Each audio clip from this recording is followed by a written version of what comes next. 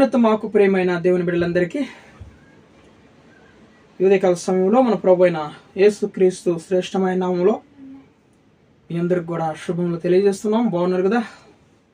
మీరు కుటుంబాలు పిల్లలంతా కూడా క్షేమంగా ఉన్నారు కదండి?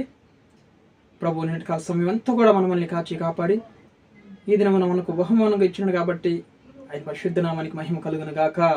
ఉదయకాల సమయంలో వాగ్దానం కోసం మనం ఎదురు చూస్తున్నాం కదా. పరిశుద్ధ గ్రంథాలు తెరిచినట్లయితే కీర్తన గ్రంథంలో నుంచి 5వ అధ్యాయము 2వ వచనం. కీర్తన గ్రంథంలో నుంచి 5వ అధ్యాయము 2వ వచనం. నా రాజా, నా దేవా, నా ఆర్ద్రధ్వని ఆలకించుము, నిన్నే ప్రార్థించుచున్నాను.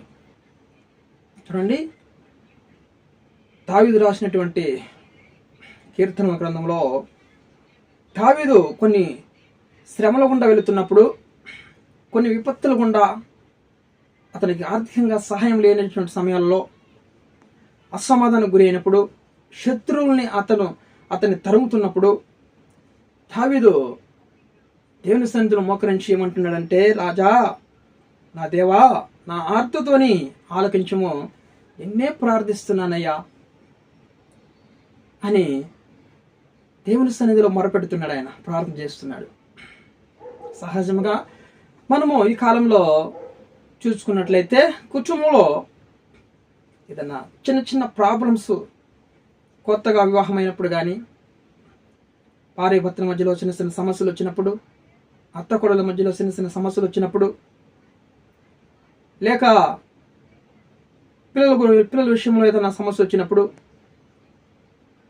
వెంటనే మనము చేసేది ఏంటంటే మొబైల్ ఫోన్ తీసుకొని వెంటనే తోబుట్టువులకు కానీ, తల్లికి కానీ, తండ్రికి కానీ, అన్నదమ్ములకు కానీ ఫోను చేసి జరిగిందంతా కూడా చెప్పుకుంటూ ఉంటాం. జరిగిందంతా చెప్పుకొని ఏడుస్తూ ఉంటాం కదండి. ఈ కాలంలో మోస్ట్లీ ఎక్కువగా అలాంటివే జరుగుతున్నాయి. కుటుంబంలో సమస్య వచ్చినప్పుడు మనము ఏం చేయాలని దావీదు నేర్పిస్తున్నాడు మనకి. ప్రభువా, నిన్నే ప్రార్థిస్తున్నానయ్యా, నా ఆర్తతోని ఆలకించు. ప్రార్థన ఆలకించి దేవుడు నువ్వే, శ్రమంలో నుంచి విడిపించగలిగినటువంటి శక్తిమంతుడు దేవుడు నువ్వే కదయ్యా. మేము ఎవరి దగ్గరికి వెళ్ళాలి? ఎవరు మా ఆర్తతోని ఆలకించే వాళ్ళు లేరు, మా ప్రార్థన వినేవాళ్ళు లేరు, మా సమస్యలు చెప్పుకుంటే తీర్చేవాళ్ళు లేరయ్యా అని దేవుని సన్నిధిలో అడుగుతున్నాడు దావీదు. గొప్ప రాజు ఆయన. కానీ మనుషులమైన మనము ఏం చేస్తామంటే వెంటనే తల్లిదండ్రులకు ఫోన్ చేసి, కుటుంబంలో ఇలా జరిగింది, ఆ యజమానుడు కొట్టాడమ్మా, అత్తమామలు చాలా హింసిస్తున్నారమ్మా అని వెంటనే ఫోన్ చేసి కన్నీరు గారిచి ఏడుస్తున్నప్పుడు తల్లిదండ్రులు వాళ్ళకి నవమాసాలు పోషించి మరి కని పెంచినటువంటి తల్లిదండ్రులు కదా, ఎంతో బాధ కలుగుతుంది ఆ మాట చెప్తున్నాగానే. వెంటనే వాళ్ళు ఆ కుటుంబాన్ని ఏడ్చి వచ్చేయమ్మా బట్టలు మర్చి సర్దుకొని అని కోపంతో అనేస్తారనమాట. నువ్వేం చేస్తావో ఆ కోపంలో బట్టలను సర్దుకొని తిరిగి అమ్మగారింటికి వెళ్ళిపోతావు. మరి అక్కం పక్కన ఊరుకుంటారా? ఏమమ్మా, పెళ్ళై నెల కూడా కాలేదు, అంతకేళ్ళ కూతురు ఇంటికి వచ్చేసిందంట కదా అని తల్లిదండ్రులను గుచ్చి మాట్లాడుతుంటే ఎంత వేదన కలుగుతుందో తల్లిదండ్రులకి. నువ్వు చేసినటువంటి ఆ పని ద్వారా ఎంత వేదన కలుగుతుంది, ఎంత బాధ కలుగుతుందో చూడండి తల్లిదండ్రులకి. ఒకసారి గమనించాలి మనం. ఒకసారి గమనించినట్లయితే తల్లిదండ్రులు ఎంత వేదన పడతారు. క్షేమంగా ఉంటే చూసి ఆనందిస్తారు. కానీ మరి భర్త ఇలాగన్నాడు, అత్త మామ ఇలాగన్నారు, తోడుకోడలు ఇలాగన్నది అంటూ చెప్పుకుంటూ ఏడుస్తూ చెప్పడం ద్వారా వాళ్ళ కన్నీళ్ళు, వాళ్ళ బాధ ఎక్కువైపోతుంది తల్లిదండ్రులకి. చాలా దుఃఖపడతారు. కానీ ఈరోజు నువ్వు చేయాల్సినటువంటి విషయం ఏంటంటే, దావీదు మనకు నేర్పిస్తున్నటువంటి మంచి విషయం ఏంటంటే, దేవుని సన్నిధిలో మనము మన ఆర్ద్రతోని, మన సమస్యలు, మన ప్రాబ్లమ్స్ ఇవన్నీ కూడా దేవుని సన్నిధిలో చెప్పుకున్నప్పుడు మనకి దానికి పరిష్కారం దొరుకుతుంది అనమాట. ఎందుకు అవమాన పాలవ్వాలి? చూడండి, ఇన్ని సంవత్సరాలు నువ్వు బాగా బ్రతికిన దానివి వ్యక్తివి, ఎందుకు నువ్వు ఇరుగు పొరుగు వాళ్ళలో అవమానం పొందాలి? అవమానకరంగా ఇరుగు పొరుగు వాళ్ళు మాట్లాడుతున్నప్పుడు తల్లిదండ్రులు ఎందుకు నువ్వు దుఃఖపట్టిస్తావు? ఎవరైనా ఉన్నారా మన మధ్యలో అలాంటి వారు?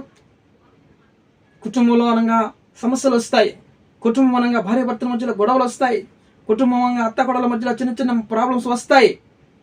దానికి పోయి పొద్దున్న లేచిన వెంటనే ఫోన్ చేసి మాట్లాడటా చెప్పడమే, చెప్పటం జరగకపోయినా కొన్ని ఇంకా ఎక్స్ట్రా చెప్తూ ఉంటారనమాట కొంతమంది స్త్రీలు.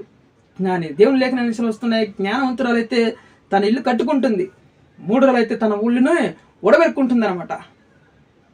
మరి ఏ స్థితిలో ఉంటున్నావు? ఇల్లు కట్టుకునే దానిగా ఉంటున్నావా, ఊడబెరుక్కునే దానిగా ఉంటున్నావా? ఒకసారి నువ్వు పరిశీలించుకో. నువ్వు ఆనందకరంగా సంతోషంగా తల్లిదండ్రులు కొన్ని రోజులు ఉంటారు, కడసి వరకు నీతో వచ్చేది నీ భర్తే కదా.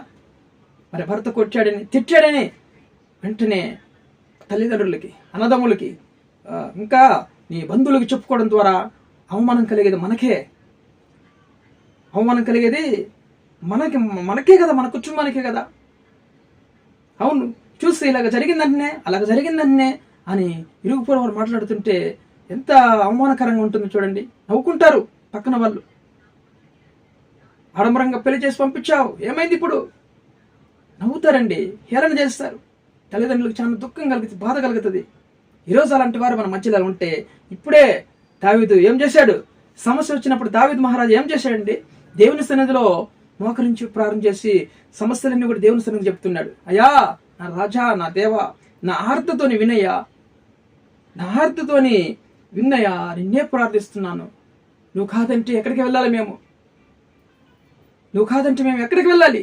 ఎవరు మమ్మల్ని పట్టించుకునేవారు ఉంటారయ్యా? నువ్వు దేవుడు కాబట్టి నువ్వు పట్టించుకునే దేవుడివి, మా సమస్యలు తీర్చే దేవుడివి కాబట్టి ఎవరు మమ్మల్ని ఆదరించే వెళ్ళయ్యా, నిన్నే ప్రార్థిస్తున్నామని దేవుని సన్నిధిలో సమస్యలు చెప్పు. ఉదయకాలం లేస్తున్నాగానే నీ భర్త గురించి, నీ అత్తమామల గురించి, నీ తోటి సహోదరుల గురించి ప్రార్థన చేయి దేవుని సన్నిధిలో. ప్రభా, నా భర్త నాతో సంతోషంగా ఉండాలయ్యా, నా అత్తమామ నాతో సంతోషంగా ఉండాలయ్యా, నా కుటుంబంలో మరి ఇరుగు పొరుగు వారికి మా కుటుంబం గుట్టు తెలియకుండా మేము బ్రతకాలయ్యా అని దేవుని సన్నిధిలో కన్నీరు కార్చి ప్రార్థన చేయి. నీ ఆర్తతో చెప్పుకో దేవుని సన్నిధిలో. దేవుడు న్యాయం చేస్తాడండి. ఆయన న్యాయకర్త, ఆయన న్యాయం చేసే దేవుడు, సమస్యలకు పరిష్కారం ఇచ్చే దేవుడు ఆయన. వీడియో చూస్తున్న వారి మన మధ్యలో ఎవరైనా అలాంటి వారు వెంటనే తల్లిదండ్రులకి మరి ఫోన్ చేసి భార్య భర్తల మధ్య జరిగినటువంటి విషయాలు చెప్పుకోవడం ద్వారా అవమానం కలిగేది మనకే, మన జీవితమే పాడైపోతుంది. ఒకసారి గమనించు, నీ జీవితం కట్టుకో, మారు మనసు పొంది ఇప్పుడే. ఈ సమస్యలన్నీ కూడా దేవునికి చెప్పు. దేవుడు కొన్ని రోజులకు పరిష్కారం ఇస్తాడు, దానికి పులి స్టాప్ పెడతాడు. ఆనందకరంగా నీ భర్తతో జీవించు, కుటుంబాన్ని కట్టుకో, పిల్లల్ని చక్కగా పోషించుకో. మరి భర్తను విడిచిపెట్టి వెళ్ళిపోయి భర్త కొట్టాడని తిట్టాడని ఇరుగు పొరుగు వాళ్ళ మధ్యలో చూసి నవ్వు వాళ్ళ హేళన చేస్తారు. మనసు బాధ కలుగుతుంది నీకు. ఎందుకు రా జీవితం అనిపిస్తుంది. అలాగే జరగకుండా దావీదు ఏం చెప్తున్నాడంటే, మన పితరుడైనటువంటి దావీదు, దేవుని సన్నిధిలో నీ ఆర్తను చెప్పుకమ్మా, దేవుడు నీ పరిష్కారం ఇస్తాడు, నీ సమస్యలను తీరుస్తాడు. ఆయన గొప్ప దేవుడు కదా, ప్రార్థన ఆలకించే దేవుడు కదా. అందుకే కదా మన కోసం ఆయన సిలువలో రక్తం కార్చి ప్రాణం పెట్టాడు. మనల్ని రక్షించడానికి కదా, మనం నాశనం చేయడానికి రాలైన, మనల్ని రక్షించడానికి, సమస్యలను విడిపించడానికి, ఆత్మకు రక్షణ కలిగించడానికి, భార్య భర్తల్ని సమకూర్చడానికి ఆయన వచ్చాడు.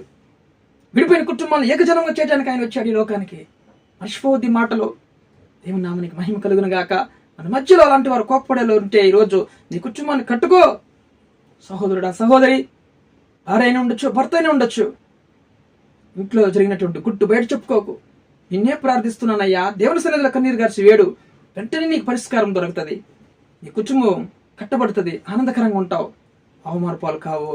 దేవుని పరిశుద్ధ నామానికి మహిమ కలుగును గాక. వీడియో మరి మాటలు వింటున్న మీరందరూ కూడా ఇలాగ చేయాలని, దేవుడు ఈరోజు మనతో మాట్లాడిన ప్రతి ఒక్క మాట కూడా హృదయంలో తలపోసుకుంటూ ఇలాగ మనం వాక్యానుసారం నడుచుకోవాలని దేవుని పేరిట మనం చేస్తున్నాను. వీడియో చూస్తున్న మీరందరూ కూడా సబ్స్క్రైబ్ చేయండి, లైక్ చేయండి, ఇతరులకు షేర్ చేయండి.